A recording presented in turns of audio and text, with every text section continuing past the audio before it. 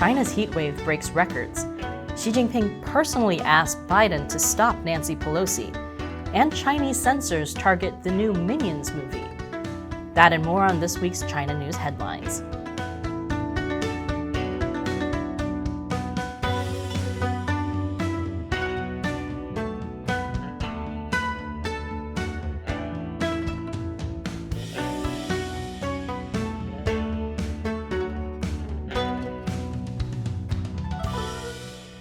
Welcome to China Uncensored. I'm Shelley Zhang, filling in for Chris Chappell, who's off doing his best praying mantis. Temperatures are soaring in southern China this week, where a record-breaking heat wave and drought are still ongoing.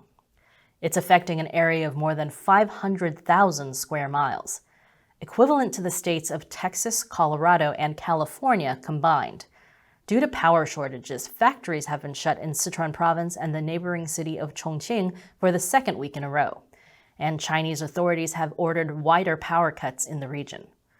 And for people who do have to go to work, power cuts means there's not a lot of air conditioning, which means people are getting inventive. Huge blocks of ice to the rescue. Power cuts also mean people are taking the subway in the dark, sleeping in underground parking garages to stay cool, and eating hot pot by candlelight. I'm not sure how anyone can eat hot pot during a massive heat wave, but these people are doing it. But the heat wave isn't just causing a terrible drought and power cuts. It's also causing forest fires. Fires have broken out over the past week in the mountains surrounding Chongqing. According to Chinese authorities, those fires are now under control. It is not a good time to be in Chongqing right now, and not just because of the heat wave, drought, wildfires, and power shortages, also because of COVID. Actually, China's zero COVID policy. Authorities ordered more than 10 million people in the city's central urban districts to undergo mandatory COVID tests on Wednesday, when the highest temperature in Chongqing soared past 40 degrees Celsius, 104 degrees Fahrenheit. Videos on Chinese social media show crowds of people lining up for testing. This one even has smoke from the forest fires in the background. And the lines continued at night.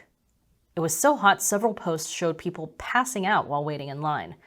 Now you might be thinking, this sounds terrible. Why didn't people just refuse to get tested? Well, because the authorities changed the health code on everyone's mobile phone to orange, which restricts their movement. The health code would only turn green again after they took a COVID test. The dystopian societal control of the future is here now. More after the break. Welcome back. In the world's least surprising news, the Washington Post reports that Chinese leader Xi Jinping asked U.S. President Joe Biden to prevent Speaker of the House Nancy Pelosi from visiting Taiwan. That was during a phone call between Xi and Biden shortly before Pelosi's trip. Of course, this information comes from an anonymous senior White House official, but I tend to believe this story. Because it's like reading a headline that says, "Cats hate dogs," or "The sky is still blue and not green." Of course Xi Jinping asked Biden to stop Pelosi from visiting. It was probably the main reason he even agreed to the call.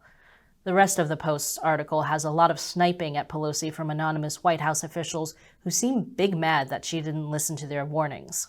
Administration officials told her China was likely to escalate its action in the region regardless of whether she visited, but could move up the timeline for doing so. Yet Pelosi was unmoved by White House officials' arguments. So they basically told her that China is going to get aggressive either way, but if she went to Taiwan, they could get aggressive sooner.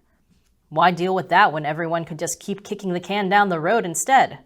Pelosi told officials that she would consider not going to Taiwan if Biden directly asked her to.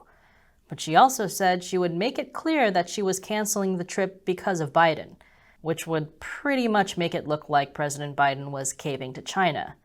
According to the Post, Biden never spoke to Pelosi about her Taiwan trip. And he told Xi Jinping that he couldn't stop Pelosi's trip because Congress was an independent branch of government. Oh, to be a fly on the wall as Biden tried to explain separation of powers to the guy who spent the last decade trying to consolidate all of the power in the Chinese Communist Party. I hope he showed Xi the Schoolhouse Rock song about the three-ring government. But I imagine Xi Jinping didn't really get it, though.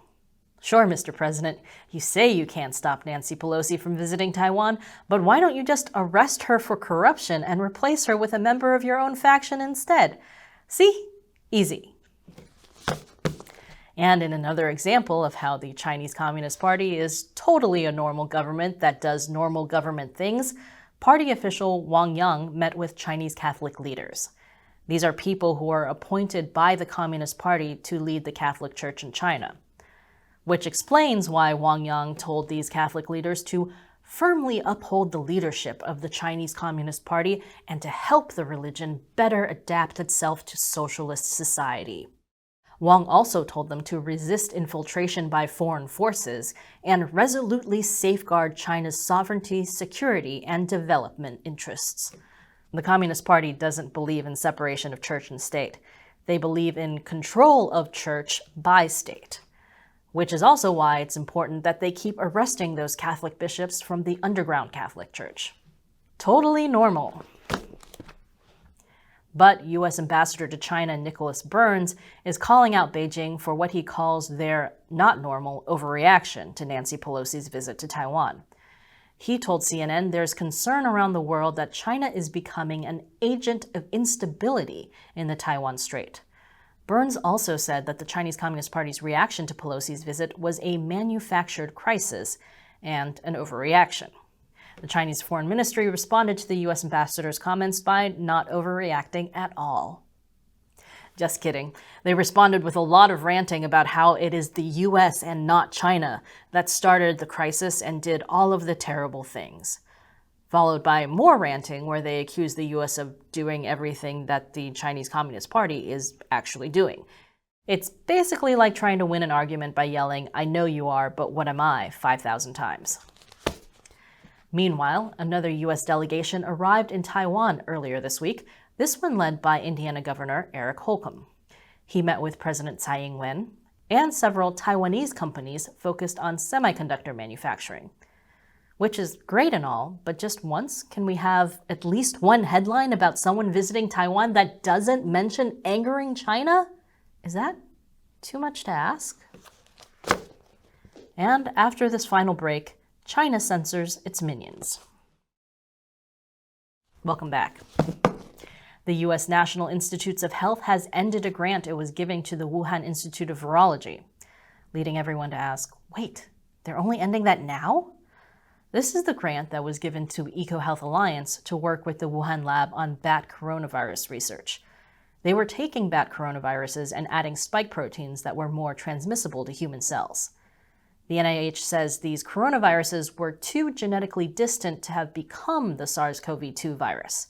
But this is exactly the kind of research that many experts say may be connected to a lab leak origin of COVID-19. Technically, the NIH grant has been suspended since 2020, but the NIH has now completely terminated it because the Wuhan Institute of Virology refused to share their lab notebooks and research with the NIH. The Wuhan Institute of Virology refused to share its research with the US government. Color me shocked. And Chinese censors have changed the ending of the new Minions movie. Minions: The Rise of Gru is the 5th movie in the Despicable Me franchise. And it's a movie that stars Michelle Yeoh, Jean-Claude Van Damme, and Julie Andrews. Everything about this is weird.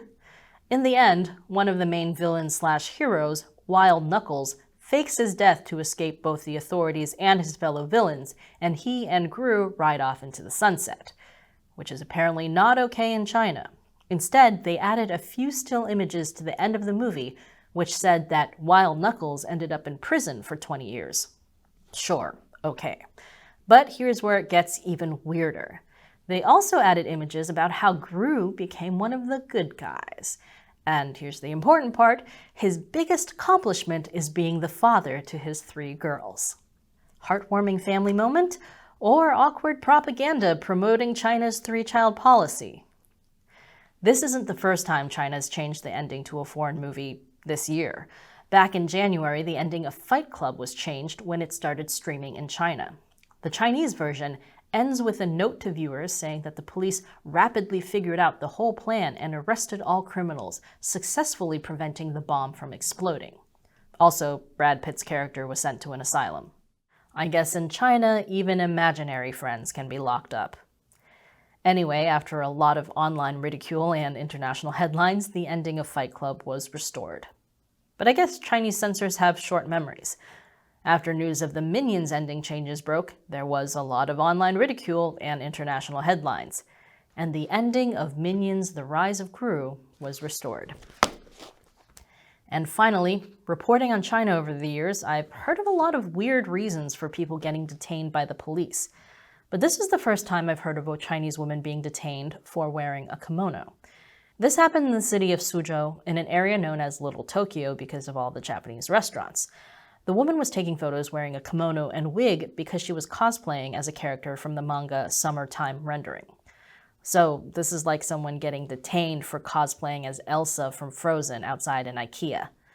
The woman managed to film some of her interactions with the police. The police yelled at her for wearing kimono instead of hanfu, which is traditional Chinese clothing. 对，类似于拍照的啊，可能是一些。如果你穿汉服来，我绝对不会这样说，对吧？但是你穿和服啊，作为一个中国人来说，你是中国人，你是中国人吗？我想请问，你可以这样大声对我吼吗？可以。为什么？那现在啊，如果你们不配合。 When she asks why she's being stopped, the police accuse her of picking quarrels and provoking trouble, a charge they usually use against dissidents. When she says she's just wearing a costume, they tell her she has to come with them. And then they grab her and take her away. The woman later said online that she was taken to the police station, questioned until 1 a.m., and that her phone was searched and her kimono confiscated. She was also told not to post what happened to her online, which she obviously ignored. But she did apologize for wearing a kimono on the street. And that's the important part.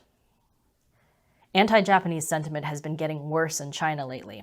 And if US-China relations keep going downhill, I wonder if people are going to start getting yelled at for cosplaying as a minion. And that's it for this episode of China Uncensored. We couldn't make this show without your support. To find out more about how you can help the show, visit our website at chinauncensored.tv/support. Thanks for watching China Uncensored. Once again, I'm Shelley Zhang.